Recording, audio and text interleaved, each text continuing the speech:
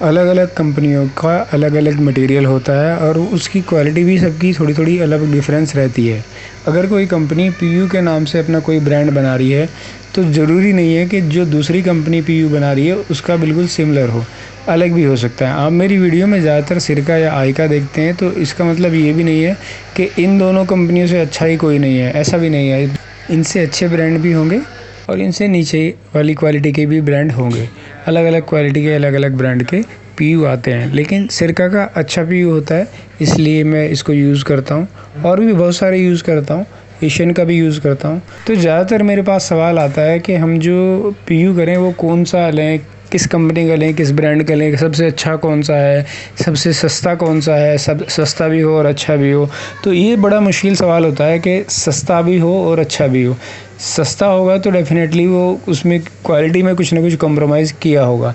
इसलिए अगर आपको पीयू करना है तो पीयू तो देखिए करते ही हम लोग इसलिए हैं कि हमें थोड़ा सा लग्जरी फील मिले। इसलिए आपको जब भी पीयू करना हो तो आप थोड़ा सा बजट लेके चलें ताकि आप पीयू ढंग से अच्छी कंपनी का लेके करा सकें, क्योंकि पीयू महंगा होता है और जब हम स्प्रे से करते हैं तो वो काफ़ी हद तक उड़ भी जाता है। यहाँ पर हम सिरका का मटेरियल यूज़ कर रहे हैं। ये जो आप देख रहे हैं ये हार्डनर है। इसमें जो पैकिंग आती है सिरका में उसमें हार्डनर होता है और रेजिन होता है। जैसे ये रेजिन है, रेजिन होता है और हार्डनर होता है। थिनर आपको अलग से लेना होता है। थिनर की पैकिंग इसकी 20 लीटर की भी आती है और छोटी पैकिंग भी आती है। आप अगर चाहें तो छोटी भी ले सकते हैं, आपकी रिक्वायरमेंट के हिसाब से है। और दूसरा सवाल ये था कि जब हम स्प्रे करते हैं तो उसमें डस्ट आता है। यहाँ पर हम एक दरवाज़ा, एक डोर करके आपको दिखाएंगे, उसमें बिल्कुल भी डस्ट नहीं आएगा।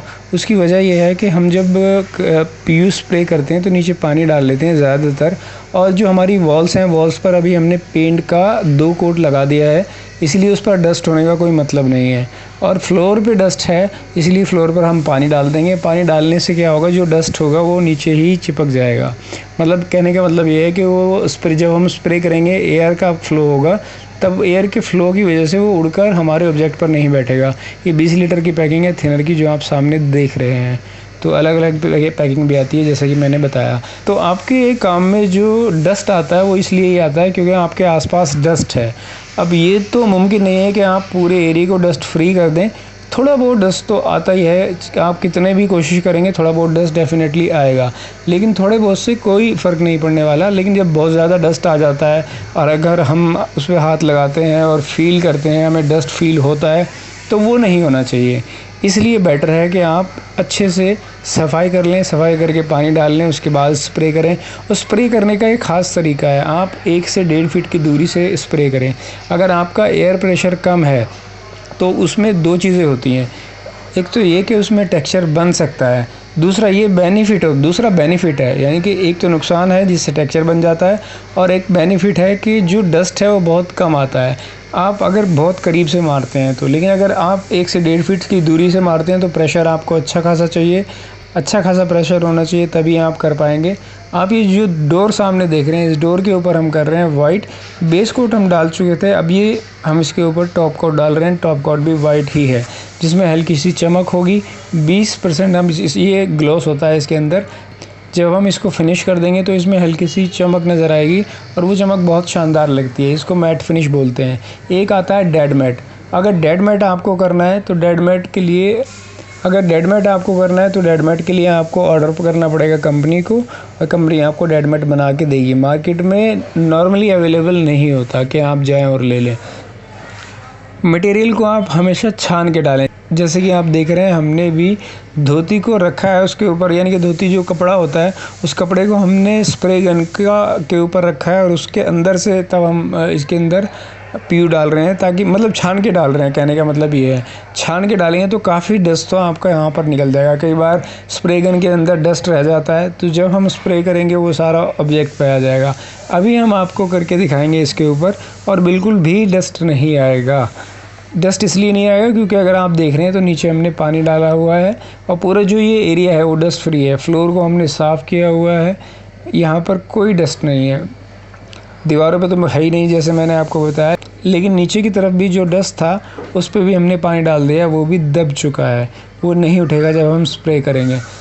स्प्रे करते हुए भी आपको बहुत सारी चीज़ों का ध्यान रखना पड़ता है कि कहाँ से आपने स्टार्ट करना है, कहाँ पर ख़त्म करना है, क्योंकि अगर आपने उल्टी सीधी गन चलाई तब भी उसमें बहुत सारी प्रॉब्लम क्रिएट हो जाती हैं, जैसे कि दाना बन जाता है, या दाना इन द मतलब है कि जैसे कि टेक्सचर होता है वैसे टेक्सचर सा बन जाता है, मतलब स्मूथ फिनिश नहीं आती है पीयू की। इसीलिए सबसे पहले आप जब भी करें आप टक्कर मार लें, जैसे कि हम लोग लगा रहे हैं। टक्कर मारने से ये होता है कि एक बार में टक्कर भरती नहीं है। एक बार आप ही चारों तरफ मारेंगे, जब टॉप मारेंगे फिर दोबारा एक बार और मार देंगे, तो 2 बार मारने से आपकी टक्कर का जो कॉर्नर है उस कॉर्नर पे अच्छे से मटेरियल चढ़ जाएगा। नहीं तो जब आप सैंडिंग करेंगे, फर्स्ट कोट डालने के बाद सैंडिंग करेंगे तो ये कट जाएगा।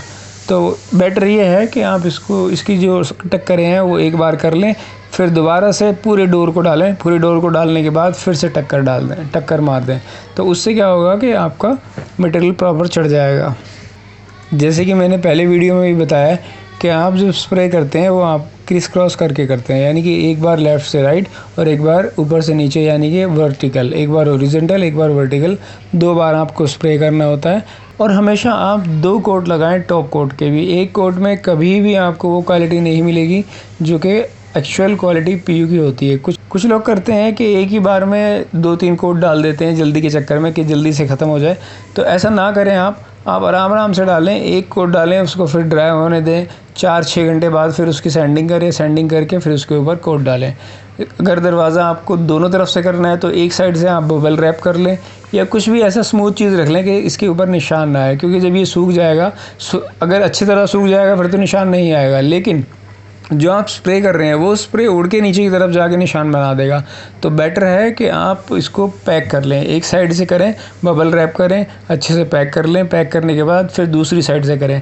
और जब आपने ये कर दिया है, जैसे हम लोग ये कर रहे हैं, इसको हम यहीं पर छोड़ देंगे कम से कम 15 से 20 मिनट मिनिमम। तब हम इसको यहाँ से उठा कर दूसरी जगह रखेंगे, सेफ़ जगह, ताकि इसके ऊपर कोई कचरा वचरा ना आए। मैट पे एक बार कचरा आ गया फिर बड़ी मुसीबत हो जाती है, क्योंकि फिर उसकी सैंडिंग करके फिर दोबारा से उसके ऊपर कोट ही डालना पड़ता है, उसका और कोई ट्रीटमेंट नहीं हो सकता। अगर आपका भी डोर इस तरह का है जैसा हमारा, हल्की सी कार्विंग हमने इसके ऊपर दे रखी है, कार्विंग कह लीजिए या मोल्डिंग कह लीजिए, इसके ऊपर मोल्डिंग के साइडों में पेंट रुक जाता है, तो पेंट को प्रॉपर वहाँ से सैंडिंग करके उसको निकालना भी होता है, और जब आप स्प्रे करें तो वहाँ पर फिल भी करना होता है पेंट को। तो आपको दोनों ही टाइम पर याद रखना है, ध्यान रखना है कि आपको पेंट स्प्रे किस तरह से करना है। अब मैं आपको इसका फाइनल आउटपुट दिखाता हूँ, जो हमने इसको करने के बाद, सूखने के बाद जो आउटपुट हमें फाइनल मिला है। दोस्तों ये है हमारे फाइनल डोर, जो बहुत ही शानदार लग रहे हैं। इसमें बिल्कुल भी डस्ट आपको कहीं नज़र नहीं आएगा। इनकी क्वालिटी इतनी सॉलिड है कि देखने में लगता है कि हाँ ये कुछ मटेरियल है। तो सिर्फ पीयू को कर देना ही पीयू नहीं है, पीयू की टेक्निक या पीयू को किया कैसे जाता है ये भी आपको पता होना चाहिए। तो मैं उम्मीद करता हूँ कि ये वीडियो आपको ज़रूर से पसंद आई होगी। पसंद आई है तो वीडियो को लाइक करें, चैनल को सब्सक्राइब करें। वीडियो देखने के लिए आप सबका बहुत बहुत धन्यवाद दोस्तों।